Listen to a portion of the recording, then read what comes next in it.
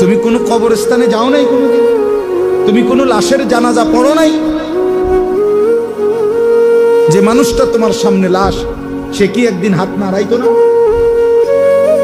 তার চক্ষু খোলা ছিল না কোনোদিন? সে কি একদিন দৌড়ঝাঁপ করে নাই দুনিয়ায়? সে এখন মরে যাবে না কেন? সে হাসে না কেন? তার হাত নড়ে না কেন? দয়া করে বুঝতে শিখে। আল্লাহ তাআলা বলছে, বল তানজুর নাফসুম মা কদ্দামাত লিগাদ। আমার বান্দা, খেয়াল করো আগামীকাল কিয়ামতের জন্য তুমি আজকের দুনিয়া থেকে কি পাঠাচ্ছ। এটাই তোমার আখিরাতের পুঁজি সংগ্রহের জায়গা।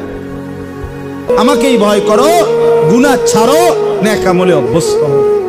ইন্নাল্লাহা খাবীরুম বিমা তা'মালুন। এরপরে আল্লাহ বলেন, শোনো বান্দা ঈমানদার, তোমাকে বলছি আমি কিন্তু তোমরা যা করছো তার পূর্ণ খবর রাখছি। এক বিন্দু আমার থেকে আড়াল করতে পারবা না। আল্লাহ তাআলা বলে, বান্দা কিয়ামতের দিন তোমার অন্তরের ভিতরে যে কথাগুলো উঠানামা করতো, ভালো মন্দ, সব খবর রাখছি। আমাকে ভয় করো, আখিরাতের জন্য কি পাঠাইলো এটা হিসাব করো।